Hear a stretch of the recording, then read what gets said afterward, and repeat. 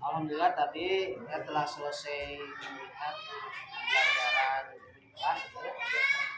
Kita akan langsung melakukan wawancara pasca observasi.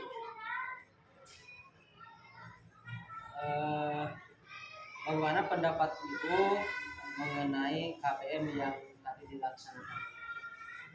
Terima kasih Pak atas waktunya. Mungkin yang saya rasakan tadi pas pembelajaran, saya mengacu pada RPP, mungkin aturan-aturan insyaallah sudah saya laksanakan dari mulai awal persepsi mengkondisikan siswa untuk belajar. Dan akhirnya membuat kesepakatan kelas, jadi anak-anak bisa belajar dengan baik tanpa ada gangguan. Adapun yang melanggar pelanggaran nanti akan ada hukumannya, itu sanksi. Itu tentang pembelajaran yang tadi dilaksanakan mungkin. Terima kasih Bu. Kemudian apakah yang Ibu rencanakan telah berjalan sesuai dengan baik? Melihat dari kondisi tadi, alhamdulillah sudah berjalan ya, sesuai dengan itu. Anak-anak tidak maupun orang itu maklum kalau pembelajaran di kelas 1 kan anak suka itu suara misalkan yang terlalu bising, tapi alhamdulillah bisa kembali. Ya. Sesuai dengan rencanakan Ibu ya. Nah, kemudian menurut Ibu hal apa yang sudah baik pada pembelajaran tadi? Kalau dilihat yang sudah baik itu dalam mengisi pertanyaan dari teks. Saya rasa itu anak-anak sudah bisa mengisi sendiri. Walaupun ada yang belum satu atau dua orang itu kan maksudnya kalau bacaan sudah bisa, cuma untuk penjabaran penulisannya itu saya pandu. Tapi yang dianggap sudah baik bagi saya alhamdulillah, yang kelas 1 tidak terlalu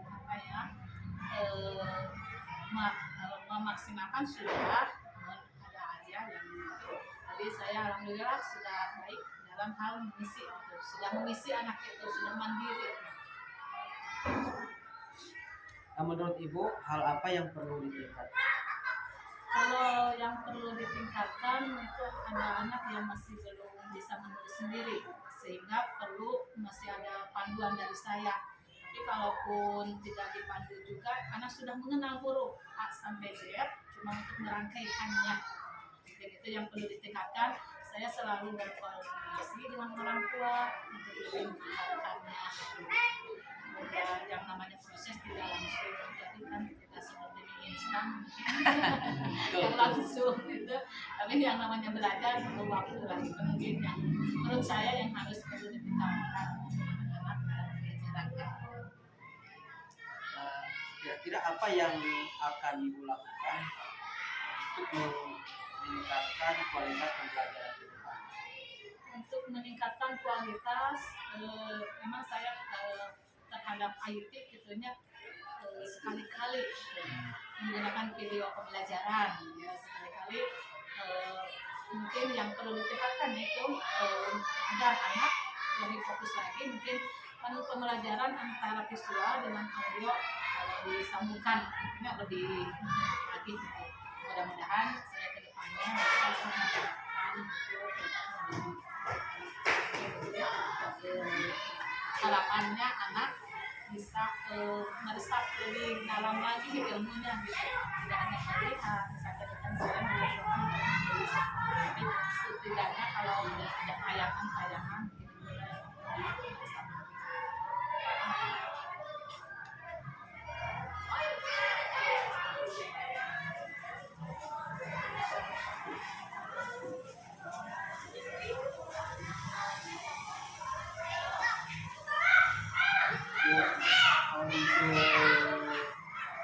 Aktivitas ini yang akan Ibu lakukan untuk perkembangan bagi yang sudah lancar membaca, di pojok kelas ada bacaan. Saya sering kalau sudah pembelajaran masih ada waktu menunggu jam lain, silakan baca dulu. Setelah dibaca, kadang anak masih ada waktu mempresentasikan setidaknya judul yang barusan dibaca apa, isinya meskipun hanya satu baris atau dua baris, saya tanya gitu, apa yang barusan dibaca, sehingga anak melatih untuk keberanian itu untuk yang bagi yang sudah lancar membaca pengembangannya. Ada tujuan yang ingin dicapai untuk Ya, tujuannya salah satunya untuk melatih keberanian siswa untuk bicara di depan orang, di hadapan orang banyak. Selain intonasinya juga ketika tidak merasa gugup lah kalau berhadapan dengan orang banyak. Setidaknya anak sudah biasa untuk bisa menyampaikan apa yang ada dalam dirinya atau pendapatnya. kalau misalkan ukuran dari sebuah keberhasilan, ukurannya itu bagaimana? Dalam hal ini mungkin dalam Kalau dilihat keberhasilan ukurannya asalnya dari tidak tahu menjadi tahu, termasuk misalkan dalam kosakata, misalnya yang sudah diketahui satu kosakata ditambah lagi dengan sehingga ditambah menjadi dua. Ukuran dua itu sudah termasuk dalam ya sudah ada penambahan itu. kemudian dukungan apa tuh? Dukungan apa ya dibutuhkan? Pelajaran kira-kira dukungan apa yang diperlukan? Kalau melihat keberhasilan pembelajaran mungkin dari pihak internal dan eksternal. Karena dari internal itu dari peserta diri sendiri ada motivasi, selain dari itu didukung oleh orang tua yang biasa memantau pembelajaran anak. Misalkan satu hari ini dilanjutkan sekolah, sehingga orang tua yang mau membantu yang ada waktu itu akan berusaha untuk melengkapinya di sekolah beberapa jam. Oh ada pertemuan itu ada dari koordinasi dengan orang tua agar pembelajaran anak itu kan bisa bermakna, sehingga dari sejak dini atau dari awal itu dari kelas 1 ya sudah ditanamkan. Jadi adanya koordinasi antara guru dan orang tua, termasuk motivasi anak. Beda anak yang orang tua perhatikan pembelajarannya itu insya Allah sudah terlihat lah bedanya dengan yang orang tua dibiarkan belajar sendiri kan ada pantulan dari orang tua, anak lebih bersemangat lagi. Nah, tujuannya aku ingin membahagiakan misalnya mama dan bapak gitu. Dia berusaha harus jadi anak yang baik, mungkin itu yang disebut dengan ya sangat membantu bagi anak dan juga keberhasilan kemajuan sekolah. Itu untuk waktu kapan nih waktunya itu akan melaksanakan sebuah aplikasi waktunya kapan nih? Untuk melihat waktu biasa saya pulang sekolah misalkan di ya anak di pangku, tapi insya Allah untuk kedepannya ini sebelum puasa diaktifkan lagi. Kalau lagi puasa memang untuk menghangkan karena nikah dulu mungkin. Jadi disambung lagi dengan waktu nanti sesudah lebaran. Jadi pengamanannya insya Allah pada waktu puasa jangankan untuk memberi pengembangan, maksudnya anak-anak sudah saum cepat-cepat ya mau pulang.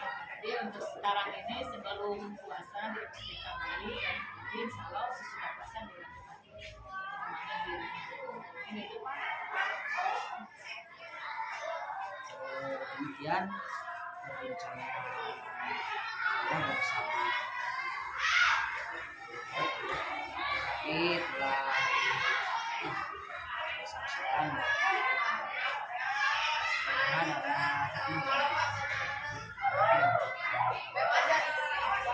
Ini